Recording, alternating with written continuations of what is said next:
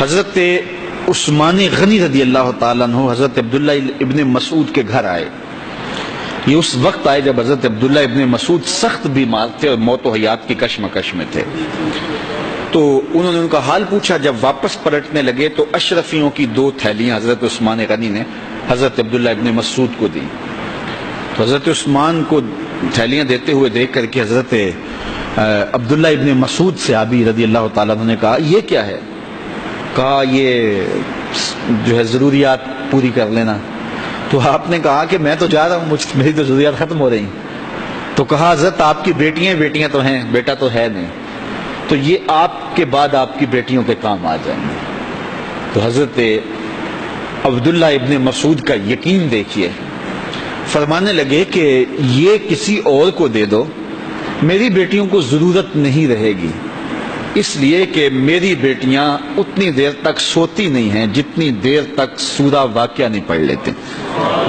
اور میرے رسول نے وعدہ کیا ہے, اور یہ بات میں نے اپنے کانوں سے سنی ہے, کہ سورہ واقعہ جو ہے وہ فقر کو دور کرتی ہے, اور میری بیٹیاں سورہ واقعہ کی عامل ہیں. تو کہا کہ یہ پریشانی مجھے تو نہیں ہونی چاہیے کہ میرے بعد میری بیٹیوں کو رزق کہاں سے ملے گا جب ان کے پاس سورہ واقعہ موجود ہے. کہا یہ اٹھا لو اور جا کے اس کو دو جس کے پاس سورہ واقعہ نہیں ہے. تو روز سورہ واقعہ پڑھو, روز سورہ واقعہ پڑھو, تو دیکھنا رزق کے دروازے کیسے کھلتے ہیں. میں جب بھی گیا ہوں, اور اب بھی, کیونکہ میرے تو اتنے اخراجات نہیں, سادہ سی زندگی ہے, لیکن جامعہ کے حوالے سے ایک مسئلہ ہے, تو جب کبھی ایسا ہوتا ہے تو میں بچوں کو بٹھا کہتا ہوں سورہ واقعہ پڑھو, اور خود سورہ واقعہ پھر معمول بنا لیتا ہوں, تو پھر اللہ ایسی جانب سے رزق دے دیتا ہے کہ پتہ بھی نہیں ہوتا. تو سورہ واقعہ معمول رکھو. آخری بات, اور وہ حضرت سہل بن سعد الساعدی رضی اللہ تعالی عنہ کی مرویات سے ہے. شکا رجل الی رسول اللہ دیک المعیشۃ والفقر, ایک شخص حضور کی خدمت میں حاضر ہوا, کہا حضور تنگ دست بڑا ہوں, کثیر العیال ہوں, بچے زیادہ ہیں, ذرائع آمدنی تھوڑے ہیں, میرے لیے کوئی نسخہ ارشاد فرمائیے. تو آقا کریم نے اس کو کیا نسخہ دیا؟ یہ سب سے آسان نسخہ, اذا دخلت الدار فسلم علیہ, جب گھر جائے تو گھر والوں کو السلام علیکم کہا کرو. جو ہی گھر میں داخل ہو السلام علیکم, اور اس کے بعد ایک مرتبہ سورہ اخلاص پڑھ دیا کرو, قل هو اللہ احد.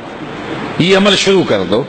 تو کہا یہ بالکل آسان وظیفہ ہے, گھر جاؤ السلام علیکم, اور اس کے بعد ایک مرتبہ سورہ اخلاص. اس عمل کو نہ چھوڑنا, بلکہ فرمایا کبھی ایسا ہو تو گھر جائے تو گھر میں کوئی بھی موجود نہ ہو, تو کہا عمل کو پھر بھی نہیں چھوڑنا. فسلم علیہ, کہا تو مجھے سلام کہہ دینا. وہ اپنے نام لیواؤں کو تنہا چھوڑتے کب ہیں, جہاں ہم دم نہ ہو کوئی وہاں سرکار ہوتے. کہا کہ جب کوئی نہ ہو گھر میں تو کہا عمل نہیں چھوڑنا, پھر مجھے سلام کہنا, اور پھر ایک مرتبہ سورہ اخلاص پڑھ دینا. وہ صحابی کہتے ہیں میں نے عمل شروع کر دیا, گھر جاتا السلام علیکم, گھر والے بھی خوش, اور اس کے بعد سورہ اخلاص بیٹھنے سے پہلے پڑھ لیتا. اور اگر گھر میں کوئی نہ ہوتا پھر تو مجھے چاہ چڑھ جاتے, پھر میں یا نبی سلام علیکہ پڑھتا, پھر حضور کی بارگاہ میں سلام پیش کرتا.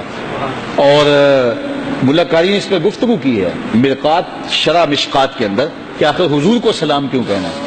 انہوں نے جو لفظ کہے ہیں لفظ سنیے, وہ کہتے ہیں لِأَنَّا رُوحَهُ عَلَيْهِ السلام موجود فی بیوت المسلمین, اس لیے کہ آقا کی روح مومنوں کے گھروں کے اندر فیض بانٹ رہی ہوتی. تو کہا پھر مجھے سلام کہہ دینا. وہ کہتے ہیں میں جاتا اور حضور کو سلام کہہ دیتا, اور اس کے بعد سورہ فاتحہ سورہ اخلاص پڑھ دیتا. پھر ہوا کیا, اللہ اکبر. ہمارے استاد کہتے تھے اگر کسی کے اندر حسد ہوگا تو وہ یہ عمل نہیں کر سکتا, حسد نہیں ہے تو وہ عمل شروع آج ہی کر دے. وہ کہتے ہیں حتی افاد اللہ جیرانہ, اس عمل کی برکت سے میں نے تو امیر ہونا ہی ہونا تھا, میرے ہمسائے بھی امیر ہو گئے.